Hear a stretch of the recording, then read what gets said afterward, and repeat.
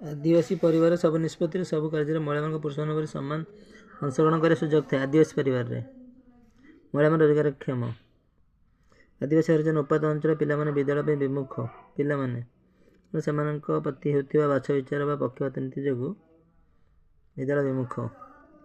जातीय शिक्षानीति शिक्षा व्यवस्था अनुसार न्यूनतम क्यों व्यवस्था ग्रहण कर वृत्ति प्रदान व्यवस्था आदिवासी हरिजन शिक्षक नियुक्ति बहिखाता मिलूँ। आदिवासी हरिजन प्राथमिक विद्यालय आदिवासी हरिजन बस्ती गुणावली स्थान पाइबा उपर गुरुत्व दिए आंबेडकर जो।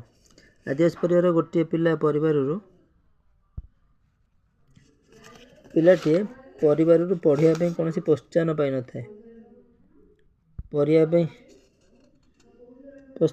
न था कारण आदिवासी पिला माने प्रथम पीढ़ी शिक्षार्थी अटंती।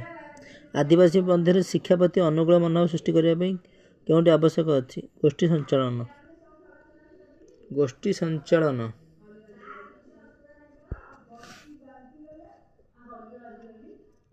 श्रावण दोष दृष्टि शिक्षार्थी निमंते क्यों श्रेणी निम्नलिखित क्यों व्यवस्था ग्रहण करने द्वारा शिक्षादान अधिक सफल होता है। श्रावण दोष युक्त शिक्षार्थी हूँ अधिक दृश्य उपकरण व्यवहार करने द्वारा शिक्षादान अधिक सफल होता है। क्योंटी शारीरिक विकलांग शिक्षार्थी लक्षण शारीरिक विकलांग हूँ बसिया उठिया लेखिया चलला बेले कष्ट। शारीरिक विकलांग शिक्षार्थी मान श्रेणी में क्यों स्वतंत्र व्यवस्था ग्रहण कराई पूजा पिलाटी बसिया स्वतंत्र चौकी। आम राज्य में केतोटी संप्रदाय आदिवासी 62टा। क्यों आदिवासी मानकर सरल जीवन प्रणाली अंश अल्प संतुष्ट सरल चिंताधारा सरल जीवन यापन एक आदिवासी संप्रदायर सम्मिलित जीवन एक निदर्शन हो जाति महासभा। आदिवासी संप्रदायर सम्मिलित जीवन एक निदर्शन हो अनग्रसर शिक्षार्थी अतीत इतिहास एवं आचरण संपर्क तथ्य संग्रह करने निमंते केउं उपाय व्यवहार कर अनग्रसर शिक्षार्थी व्यक्ति इतिहास और चिन्हांकन सूची। अनग्रसर शिक्षार्थी निमंते केउं लक्षण प्रकाश पाई था। अनग्रसर शिक्षार्थी निजर भावना को सफलतार सह भाषा प्रकाश करने अक्षम। अनग्रसर शिक्षार्थी होची निजर भावना को सफलतार सह भाषा प्रकाश करने अक्षम। अनग्रसर शिक्षार्थी परिप्रकाश घटता है। अनग्रसर शिक्षार्थी को चिन्हट करने क्यों परीक्षण उपर निर्भर करने होता है। बुद्धि परीक्षण उपलब्धि परीक्षण नैदानिक परीक्षण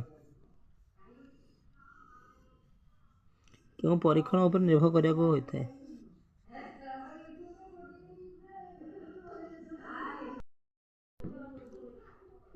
क्योंटी प्रतिभाशाली शिक्षार्थी एक लक्षण विश्लेषण अधिक क्षमता। निम्नलिखित क्योंटी एक प्रतिभाशाली शिक्षार्थी एक शारीरिक लक्षण जन्म समय शारीरिक ओजन अधिक होता है।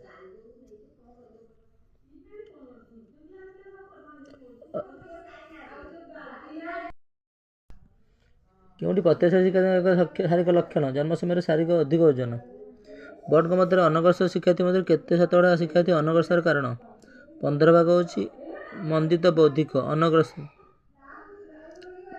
अनग्रसर शिक्षार्थी मध्य केते शतकड़ा शिक्षार्थी अनग्रसर कारण होची मंदित बौद्धिक 15 भाग। बोर्ड मध्य अनग्रसर शिक्षार्थी पाठ्य विषय उपलब्धांक पाठ विषय उपलब्धांक होची 85 रु कम। हीनमान्यता होची हीनमान्यता अधिमान्यता शिक्षक विषय प्रति नकारात्मक अनुभव बड़े लक्षण अनग्रसर शिक्षार्थी क्यों व्यक्तिगत कारण अंश। हीनमान्यता अधिमान्यता शिक्षक विषय प्रति नकारात्मक मनोभाव भली लक्षण त्रुटियुक्त आवेगिक विकास कौटा हूँ अंशविशेष। हीनमान्यता अधिमान्यता शिक्षक विषय प्रति नकारात्मक मनोभाव क्यों व्यक्तिगत कारण मंदित ना यहाँ हूँ अस्वाभाविक लक्षण हूँ त्रुटियुक्त आवेगिक विकास। क्योंटी मंदित बौद्धिक विकास स्तर संपृक्त ଯୁକ୍ତି ଶକ୍ତି, ଚିନ୍ତା ଶକ୍ତି, କଳ୍ପନା ଶକ୍ତି ଓ ପର୍ଯ୍ୟବେକ୍ଷଣ କ୍ଷମତା।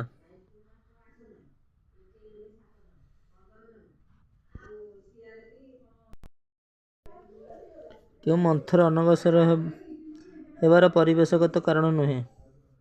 ମନ୍ଥର ଅନଗ୍ରସର କାରଣ ହେଉଛି ତ୍ରୁଟିଯୁକ୍ତ ଆବେଗିକ ବିକାଶ। ପାରିବାରିକ କାରଣ, ବିଦ୍ୟାଳୟ ସମ୍ପୃକ୍ତ କାରଣ, ସାମାଜିକ କାରଣ। କେଉଁଠି ମନ୍ଥର ଓ ଅନଗ୍ରସର ହେବାର ପରିବେଶଗତ କାରଣ ନୁହେଁ? କେଉଁ ଉକ୍ତିଟି ପାରିବାରିକ କାରଣ ସହ ସମ୍ବନ୍ଧିତ? ପାରିବାରିକ ଆର୍ଥିକ ସ୍ଥିତି ଯୋଗୁଁ ଆବଶ୍ୟକ ଶୈକ୍ଷିକ ସୁବିଧା ପାଇନଥାନ୍ତି।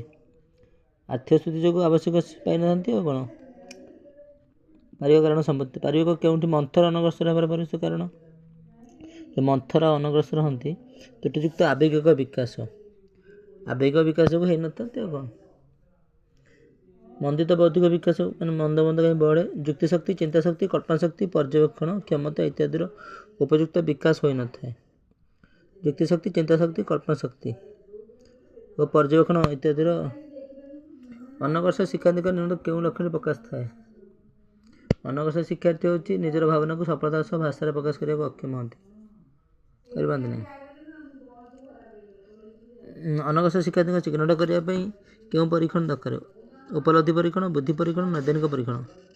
ଅଧ୍ୟବସାୟ, ବୁଦ୍ଧି, ଇଣ୍ଟେଲେକ୍ଚୁଆଲ, ଉପଲବ୍ଧି, ଅବଜରଭେସନ, ନୈଦାନିକ, ଅପରେସନ। ଅଧ୍ୟବସାୟ ସମ୍ବେଦନଶୀଳତା, ଏକାଗ୍ରତା, ଆବେଗିକ ସ୍ଥିରତା। ଅଧ୍ୟବସାୟ ସମ୍ବେଦନଶୀଳତା, ଏକାଗ୍ରତା, କନସେନ୍ଟ୍ରେସନ, ଆବେଗିକ ଇମୋସନାଲ, ସ୍ଥିରତା, ମାନସିକ ଦୃଢ଼ତା ଭଳିଆ ଲକ୍ଷଣ ଉପରେ କେଉଁ ପରୀକ୍ଷଣ ବିଶେଷଣ? ବ୍ୟକ୍ତିତ୍ୱ ପରୀକ୍ଷଣ ସହକାରେ। ଅଧ୍ୟବସାୟ, ସେଲ୍ଫ ଷ୍ଟଡି, ସମ୍ବେଦନଶୀଳତା। ଅନଗ୍ରସର ଶିକ୍ଷାର୍ଥୀଙ୍କ ଅତୀତ ଇତିହାସ ଏବଂ ଆଚରଣ ସମ୍ପର୍କୀୟ ତଥ୍ୟ ସଂଗ୍ରହ କରିବା ନିମନ୍ତେ କେଉଁ ଉପାୟ ବ୍ୟବହାର କରାଯାଏ? ବ୍ୟକ୍ତି ଇତିହାସ, ଚିହ୍ନାଙ୍କନ ସୂଚୀ। ଅନଗ୍ରସର ଶିକ୍ଷାର୍ଥୀଙ୍କର ମାନକ ତୁଳନୀୟ ପରୀକ୍ଷଣ ଦ୍ୱାରା ନିୟମିତ କେଉଁ ଶିକ୍ଷାର୍ଥୀମାନଙ୍କୁ ଚିହ୍ନଟ କରାଯାଇଥାଏ? ମାନକ ତୁଳନା ପରୀକ୍ଷଣ ଦ୍ୱାରା ଶିକ୍ଷଣ ଅପାରଗ ଶିକ୍ଷାର୍ଥୀ। ଶିକ୍ଷଣ ଅପାରଗ ଶିକ୍ଷାର୍ଥୀମାନଙ୍କଠାରେ ନିୟମିତ କେଉଁ ଲକ୍ଷଣଟି ପ୍ରକାଶ ପାଏ? ଦୃଷ୍ଟିଦୋଷ। ପୁସ୍ତକକୁ ଆଖିର ଅତି ନିକଟରେ ଧରି ରଖିବାକୁ ଚେଷ୍ଟା କରନ୍ତି। ଦୃଷ୍ଟି ଶ୍ରେଣୀର ଅନ୍ତର୍ଭୁକ୍ତ ନୁହେଁ। ଶ୍ରବଣବାଧିତା, ଦୃଷ୍ଟିହୀନତା, ଚାଳନ କ୍ଷମତା ହେଉଛି ଅନ୍ତର୍ଭୁକ୍ତ। ଚଳନ ଅକ୍ଷମତା। 1999 ମସିହାରେ ଜାତୀୟ ଟ୍ରଷ୍ଟ ଅଧିନିୟମ କେତେ ଅକ୍ଷମତା ଦର୍ଶାଇଛି? ଜାତୀୟ ଟ୍ରଷ୍ଟ ଅଧିନିୟମ ହେଉଛି 4ଟା ଅକ୍ଷମତା। କେବେ? ସାଲମୋନକାଠାରେ ସ୍ୱତନ୍ତ୍ର ଆବଶ୍ୟକତା ଶିକ୍ଷା ପାଇଁ ବିଶ୍ୱ ସମ୍ମିଳନୀ ଆୟୋଜନ କରାଯାଇଥିଲା। World education. 1994ରେ ଦୃଷ୍ଟିବାଧିତ ପିଲାମାନଙ୍କ ପାଇଁ କେଉଁ ପ୍ରକାର ପୁସ୍ତକ ସୁବିଧା କରାଯାଇଥାଏ? ବ୍ରେଲି ପୁସ୍ତକ। ବିଦ୍ୟାଳୟ ଶିକ୍ଷା ପୂର୍ବରୁ ମାନସିକ ଅନଗ୍ରସର ପିଲାଙ୍କର ପ୍ରସ୍ତୁତି ସମୟରେ କାହା ଉପରେ ବିଶେଷ ଗୁରୁତ୍ୱ ଦିଆଯିବା ଉଚିତ? ମାନସିକ ଅନଗ୍ରସର ପିଲାଙ୍କର ପ୍ରସ୍ତୁତି ସମୟ। ଭାବ ବିନିମୟ କୌଶଳ। କିଏ ବୁଦ୍ଧି ପରୀକ୍ଷଣ ଉପରେ ଗୁରୁତ୍ୱ ଦେଇଥିଲେ? ଆଲଫ୍ରେଡ ବିନେଟ। ବୁଦ୍ଧି ପରୀକ୍ଷଣ ଉପରେ। ପ୍ରତିଭାଶାଳୀ ଶିକ୍ଷାର୍ଥୀଙ୍କ ପରିମାଣ 2ରୁ 4 ଶତକଡ଼ା। ପ୍ରତିଭାଶାଳୀ ଶିକ୍ଷାର୍ଥୀଙ୍କ ବୁଦ୍ଧିଆଙ୍କ 130 ବା ତଦୁର୍ଦ୍ଧ୍ୱ। 130 ବା ତଦୁର୍ଦ୍ଧ୍ୱ। ପ୍ରତିଭାଶାଳୀ ଶିକ୍ଷାର୍ଥୀଙ୍କ ପରିମାଣ ହେଉଛି 2ରୁ 4 ଶତକଡ଼ା। ବୁଦ୍ଧି ପରୀକ୍ଷଣ ଉପରେ ଗୁରୁତ୍ୱ ଦେଇଥିଲେ ଆଲଫ୍ରେଡ ବିନେଟ। ପ୍ରତିଭାଶାଳୀ ଶିକ୍ଷାର୍ଥୀଙ୍କ ବୁଦ୍ଧିଆଙ୍କ ହେଉଛି 130ରୁ ଉର୍ଦ୍ଧ୍ୱ। କେଉଁଠି ଏକ ଅନ୍ତର୍ନିବେଶୀ ଶିକ୍ଷାର ଅଂଶ ନୁହେଁ? ଅକ୍ଷମତା।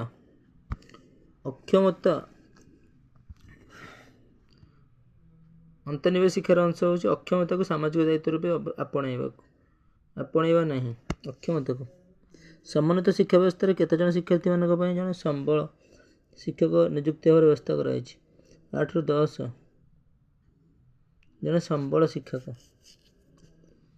ଏବେ ଭାରତ ସରକାର ବିଭିନ୍ନ ଶିକ୍ଷାର୍ଥୀମାନଙ୍କ ପାଇଁ ସମନ୍ୱିତ ଶିକ୍ଷା ଯୋଜନା କାର୍ଯ୍ୟକାରୀ କରିଥିଲେ?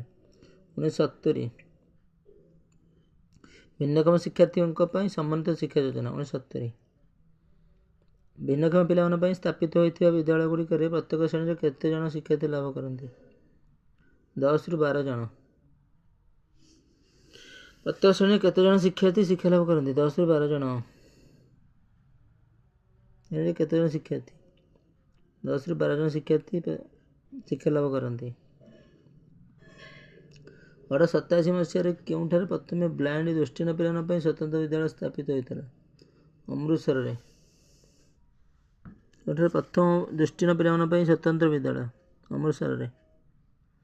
ଭିନ୍ନକ୍ଷମ ପିଲାମାନଙ୍କ ପାଇଁ ସ୍ଥାପିତ ହୋଇଥିବା ବିଦ୍ୟାଳୟଗୁଡ଼ିକର ପ୍ରତ୍ୟେକ ଶ୍ରେଣୀରେ କେତେ ଜଣ ଶିକ୍ଷାର୍ଥୀ ଲାଭ କରନ୍ତି? 10ରୁ 12 ଜଣ। ଭିନ୍ନକ୍ଷମ ପିଲାମାନଙ୍କ ପାଇଁ ସ୍ଥାପିତ ହୋଇଥିବା ବିଦ୍ୟାଳୟଗୁଡ଼ିକର ପ୍ରତ୍ୟେକ ଶ୍ରେଣୀରେ କେତେ ଜଣ ଶିକ୍ଷାର୍ଥୀ ଲାଭ କରନ୍ତି? 10ରୁ 12 ଜଣ। 1887 ମସିହାରେ କେଉଁଠାରେ ପ୍ରଥମେ ଦୃଷ୍ଟିହୀନ ପିଲାମାନଙ୍କ ପାଇଁ ସ୍ୱତନ୍ତ୍ର ବିଦ୍ୟାଳୟ ସ୍ଥାପିତ ହୋଇଥିଲା? ଅମୃତସରରେ।